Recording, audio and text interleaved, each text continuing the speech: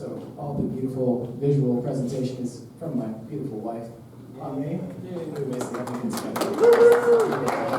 Appreciate it. Very much so. So the title of my sermon is Surpass Your Limits Right Here, Right Now.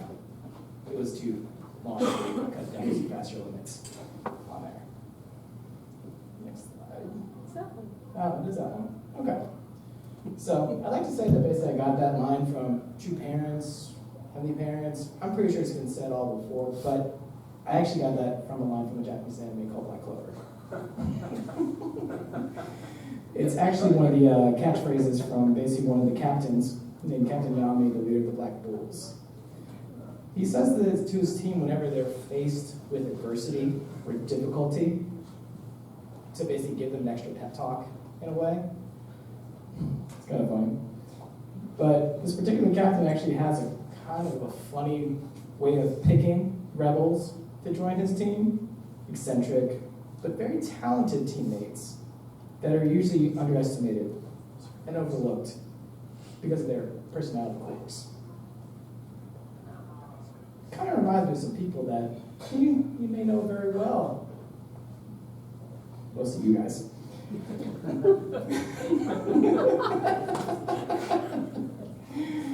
This is kind of similar to how true parents basically asked us to take up the torch to help save the world in a way. To build the kingdom of heaven on this earth. None of them are real easy tasks. In many ways, following this course, it'll make us look like eccentric rebels. And it will challenge us to surpass our limits many times.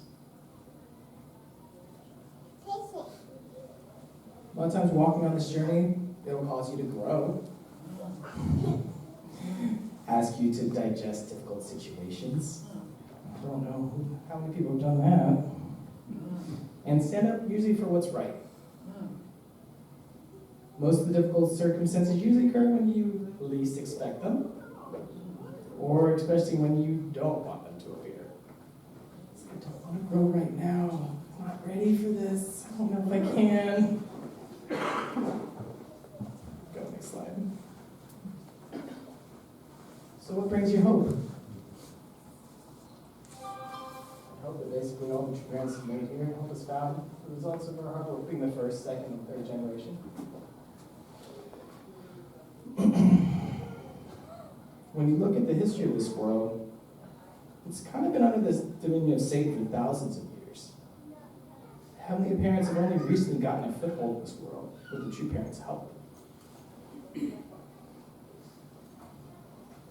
The results of the hard work that we've had are the first generation, the second generation, and the third generation that have been born on this earth. Of course, the seventh generation that I proclaim to be at least one sign more devotions. For everyone else, that's serious, that's a joke. Well, they always ask, are you first, second, third? It's like, I'm seventh generation, totally, 100%. Just kidding. I wish. In short, we are God's hope. We're the ones that we hope that basically we can establish the kingdom of heaven on this earth.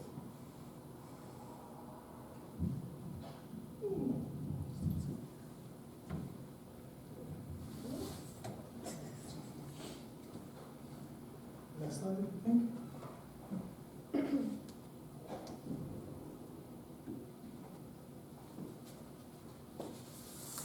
So where can we help others find hope? If we look at our first generation, they're kind of the living ancestors to the second and third generation in a way. The second generation take on the role of our children, the third generation as well. As living ancestors, do we want to give our descendants a harder time to grow? No. Or a smoother path to succeed much further than ourselves? This is why we have to surpass our limits every day. As parents, brothers, sisters, and as families. Since this world's been upside down for so long, there are endless amounts of temptations, criticisms, persecution, and challenges that will make you doubt yourself, your relationships with heavenly parents, with true parents, and with each other. I'm sure I'll experience that. Despite all of this, know that heavenly parents loves you and dwells in the hearts of all the children, which is the entire human race, past, present, and future. Heavenly parents are greedy.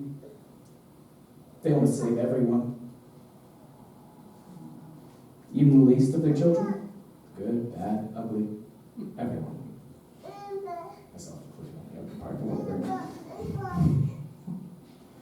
So if anything, we should go and find them and bring them some hope.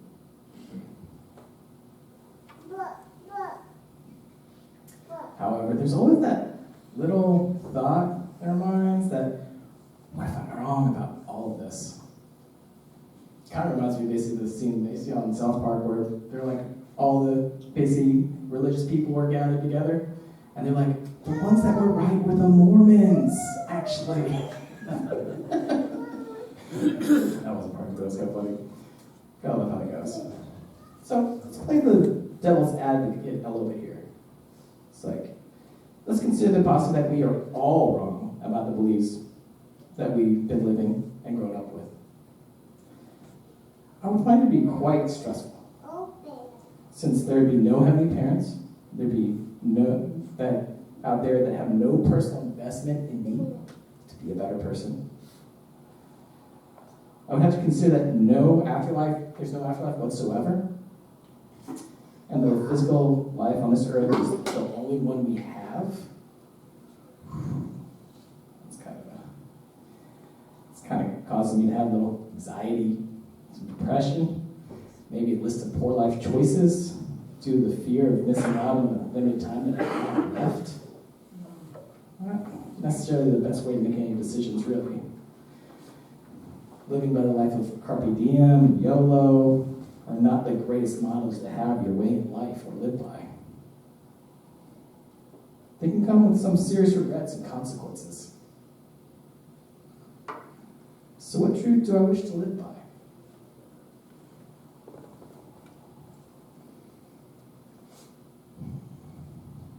Here's a better and more interesting way to look at the world. If the world is insane, and has been for thousands of years, and then insane people appear, aka us, as people, how do you think we look to the rest of the world? We look like crazy people. As a result of this, people living a God-centered life will experience some level of persecution, challenges, and difficulties because we're continuously going against the grain. However, there are true benefits to living a God-centered life. We get to experience love, peace, joy, happiness, blessings beyond compare. I've had some and I can't even count them. I don't feel like I deserve them either.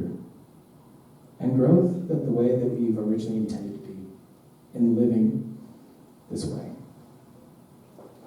Our point of view helps us grow past our limits, and in turn helps others to want to grow and learn from us too. It's a really great quote from Basic True Mother. You must become skilled in every field and use your sincerity, effort, and wisdom so that you can overcome all these difficulties and create a beautiful world. Amen. Hope we can do that and we sing together as a family. Thanks.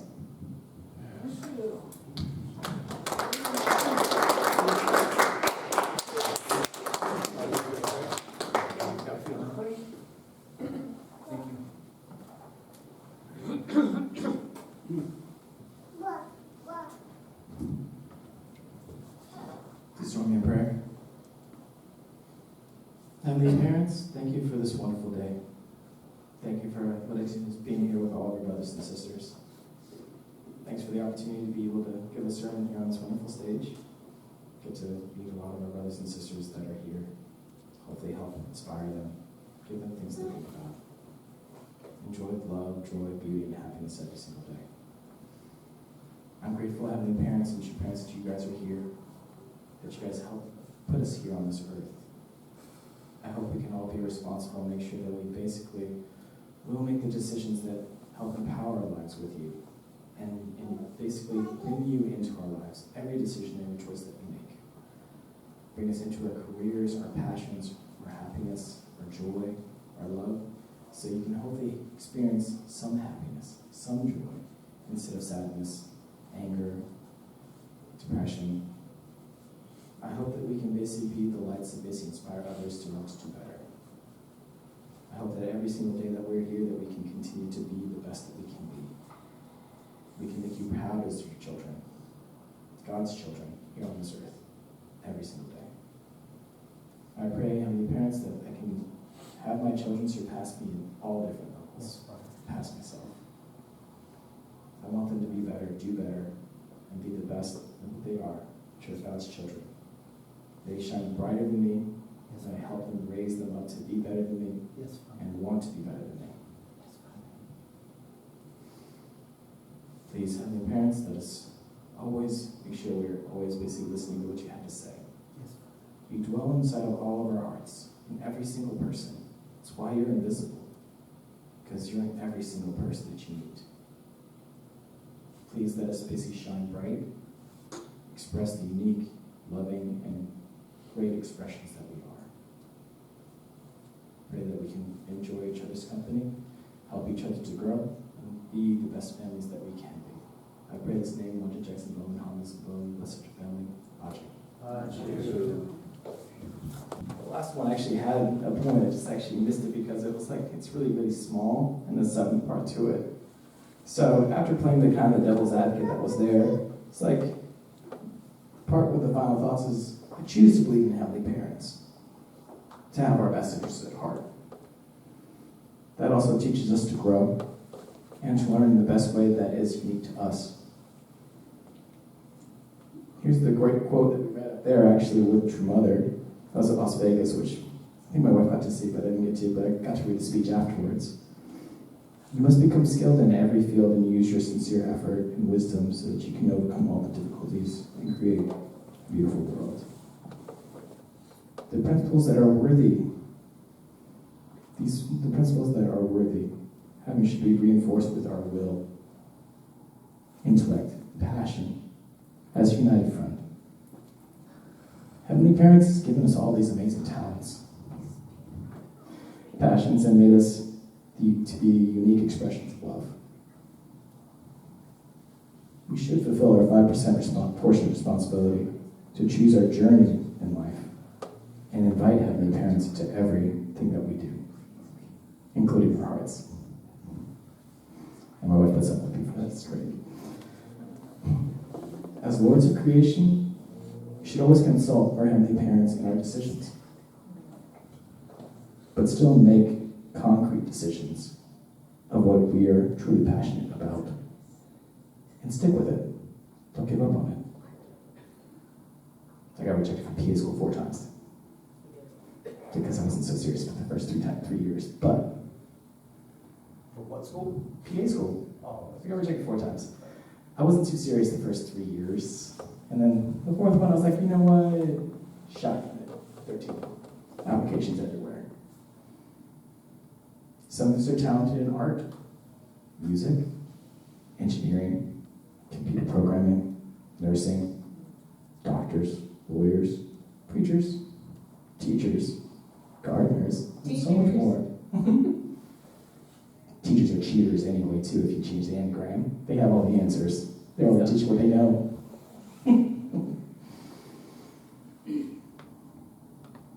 So what are you waiting for? Surpass your limits right here, right now.